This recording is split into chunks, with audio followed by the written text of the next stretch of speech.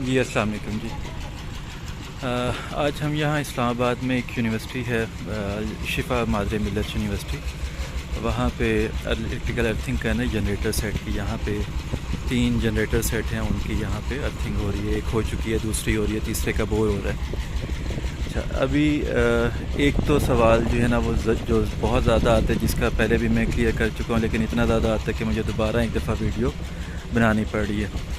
वो ये है कि हम वाटर टेबल पे क्यों ना जाएं, पानी तक खुदाई करें, बोर करें और उसमें इलेक्ट्रोड डालें और पानी में ज़्यादा अच्छा करंट जाएगा। तो उसका मैं दोबारा से जवाब देना शुरू करता हूँ। उसका जवाब मैं थोड़ा सा टेक्निकल ज़ुबान इस्तेमाल करूँगा। देखें, सबसे अहम बात तो ये समझने की ज़रूरत है कि जो करंट है उसने जाना कहाँ है। क्या ज़मीन जो है वो करंट आपका खा जाती है? एक्स्ट्रा करंट क्या होता है? क्या पानी खा जाता है एक्स्ट्रा करंट? पहले ये हमें बहुत अहम बात समझने की ज़रूरत है। तो इसमें सबसे पहली चीज़ ये देखें कि अभी ये तो जनरेटर के लिए हो रही है, लेकिन ज़्यादातर जो हमारे पास अर्थिंग होती है वो या तो ट्रांसफार्मर की होती है या आम बिल्डिंग के न्यूट्रल की होती है। पहले मैं उससे बात शुरू कर लेता हूँ। फ़र्ज़ करें यहाँ पे जो है ना अर्थ होती है और ये बिल्डिंग को अर्थ मिलती, तो फ़र्ज़ करें कभी फ़ॉल्ट आ जाता, तो जो आपका करंट फॉल्ट अर्थ में जा रहा है तो उसने जाना क्या है? क्या वो ज़मीन के अंदर जाके गायब हो जाएगा?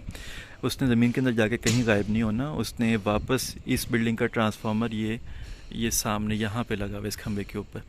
तो आपने देखा होगा कि आपके खंबे के ऊपर जो ट्रांसफार्मर पड़ा होता है उसकी जो न्यूट्रल होती है ना, खंबे के साथ उसको अर्थ किया हुआ होता है।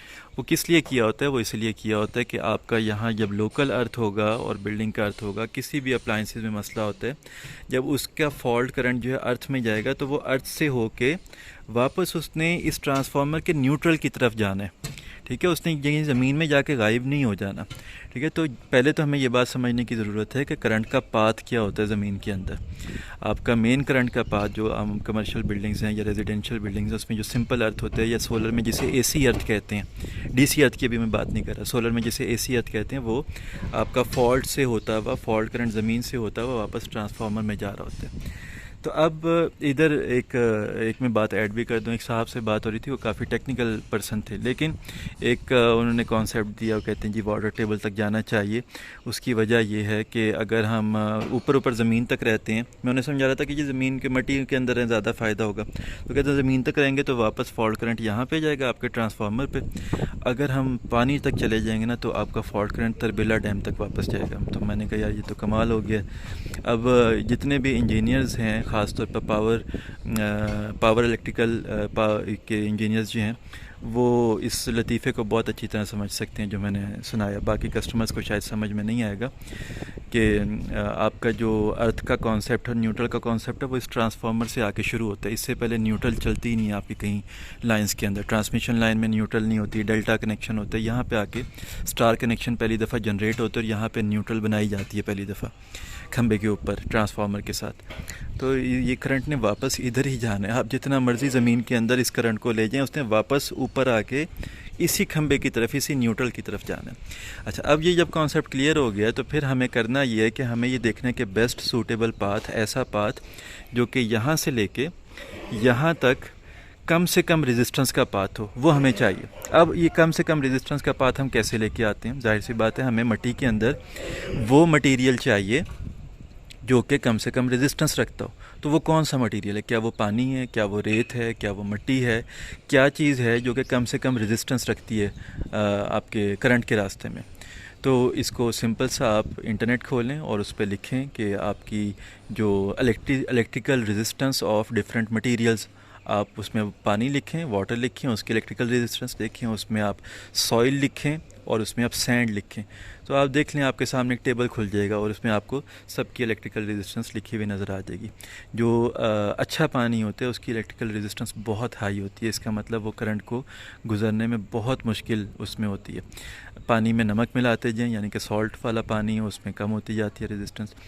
लेकिन जाहिर सी बात है हम नमक डाल के तो नहीं इंतज़ार करेंगे कि जी हम बार बार बोर में नमक डाल लें और पानी तक वो पहुँचे, जो कि पुराना तरीका यही है कि जी नमक डाल दो, ज़्यादा सारा नमक और कोयला डाल दो। वो नमक जो आहिस्ता आहिस्ता पानी का जो टेबल होता है उसके अंदर जाके वो आहिस्ता आहिस्ता पानी के अंदर मिक्स होकर इधर उधर निकल जाता है पानी के साथ। वाटर स्ट्रीम होती है ना, ये आपके वाटर बेड जो होता है बेसिकली, वो पानी जो है वो ऐसा नहीं है कि वो एक गड्ढे की शक्ल में ज़मीन के अंदर पानी और उसके अंदर जाके हमने इलेक्ट्रोड डिप कर दिया। वो एक स्पॉन्ज होती है, स्पॉन्ज आप इस तरह समझ लें, एक मोटी रेत होती है, उसके अंदर पानी, पूरे इस इलाके का पानी उसके अंदर जमा हुआ है और हम खींचते हैं उससे पानी। तो जब नमक है वो पानी के ज़रों के साथ मिलकर पूरे इलाके में फैल जाता है। ठीक है, एक तो वो वाटर को कंटेमिनेट करते हैं, आप कलमी शोरा वगैरह भी डाल देते हैं, वो वाटर पूरे इलाके के वाटर को कंटेमिनेट करते हैं। आपने तेज़ एसिडिक सॉल्ट उसमें डाल दिए तो जो भी पानी पिएगा उसके असरात उसमें जाएंगे। ठीक है, एक तो ये पानी को मसला करता है। दूसरा ये कि उसने ख़त्म हो जाना है पानी के साथ मिलके, इधर उधर चले जाना है। इसलिए हम पानी पे कभी भरोसा नहीं करते, हम हमेशा मिट्टी के ऊपर रहते हैं। हाँ, अब मसला ये रह गया कि मिट्टी के अंदर रहते हैं तो हमने क्या क्या करना है। ये इस मिट्टी के अंदर अगर हमने इसकी इलेक्ट्रिकल रेजिस्टेंस कम करनी है तो हमने ऐसे केमिकल्स डालने हैं जिनकी कुछ प्रॉपर्टीज़ फ़िक्स हों, जिसने भी इंटरनेशनल स्टैंडर्ड्स है वो प्रॉपर्टीज़ बताते हैं कि वो प्रॉपर्टीज़ क्या क्या होनी चाहिए। मैंने पहले भी एक वीडियो बनाई हुई है इलेक्ट्रिकल अर्थिंग के केमिकल्स के ऊपर, प्रॉपर्टीज़ के ऊपर। मैं दोबारा अभी इधर जल्दी बता देता हूँ। पहली चीज़ ये कि जो कॉपर डाला जा रहा है ज़मीन के अंदर, उसके इर्द गिर्द जब केमिकल हो तो वो उसको जंग लगने से बचाए। पहली चीज़ ये, उस केमिकल को करना चाहिए। दूसरी चीज़ ये कि वो उस इलेक्ट्रोड से लेके जो साइड पे ज़मीन है उसके अंदर ऐसा इलेक्ट्रिकल कनेक्शन बनाए कि करंट आसानी से ज़मीन में जा सके। तीसरी चीज़ ये कि वो अपने अंदर नमी को इतने अरसे तक महफूज रख सके कि जितने ज़्यादा लंबे अरसे तक हो सकते हैं, नमी को महफूज रख सके, पानी को नहीं, नमी को। ठीक है, क्यों उसकी नमी में क्यों कह रहा हूँ, क्योंकि जब हम ज़मीन में नमी तक पहुँच जाते हैं ना, एक इसमें अर्थिंग के उसमें बुक्स में लिखा होता है 20% मॉइस्चर। 20% मॉइस्चर का मतलब फ़र्ज़ करें कि अगर मैं 1 किलो मिट्टी यहाँ से निकालता हूँ और वो गीली मिट्टी है और मैं उसका वज़न कर लेता हूँ और मैं उसको सुखाता हूँ किसी आग पे डाल के, किसी गर्म चीज़ पे, तो मैं दोबारा वज़न करता हूँ। अगर तो उसमें 20 फ़र्ज़ करें कि मैंने 1 किलो मिट्टी ली थी और मैंने वो खुश्क किया तो 800 ग्राम रहेगी। इसका मतलब उसमें 200 ग्राम पानी था, इसका मतलब 20% जो है ना वो मॉइस्चर था। तो हम इस मॉइस्चर, लेकिन हम इस तरह करते नहीं हैं, हमें देख के पता चल जाता है कि कितना मॉइस्चर है इसमें। तो अगर 20% मॉइस्चर आ गया ना मिट्टी में, उसके बाद आप चाहे पानी कर दें, उसका इलेक्ट्रिकल कंडक्टिविटी पे कोई फ़र्क नहीं पड़ रहा होता।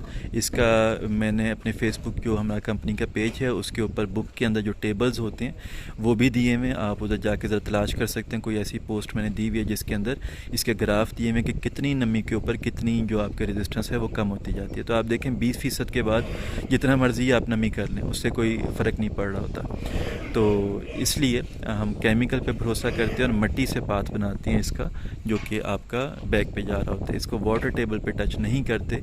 वाटर टेबल पे टच करने के मल्टीपल नुकसानात हैं। एक तो आप वाटर टेबल को गंदा कर रहे होते हैं केमिकल डाल के, सॉल्ट्स डाल के, एसिडिक सॉल्ट होते हैं, कलमी शोरा पोटाशियम नाइट्रेट होता है, वो डाल के गंदा कर देते हैं। HCl डाल, NaCl भी सिंपल सॉल्ट चाहे है, लेकिन वो पानी को कंटेमिनेट कर रहे हैं। आप कोयला डाल देते हैं उसमें, और फिर आहिस्ता आहिस्ता मसला है कि बोर ने फिर ख़राब हो जाना, इलेक्ट्रिकल अर्थ आपका काम नहीं करना कुछ अरसे बाद। ठीक है, तो हमें साइंटिफिक स्टडीज़ को जाना चाहिए, ना कि हमें उस्तादी तरीके पर रहना चाहिए।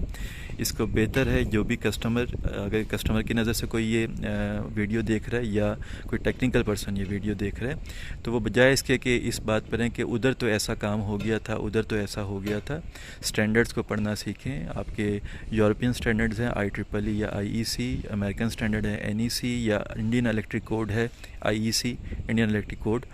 इनको पढ़ें तो आपको डिटेल में पता चलेगा कि साइंस इसको किस तरह से एक्सप्लेन करना शुरू करती है।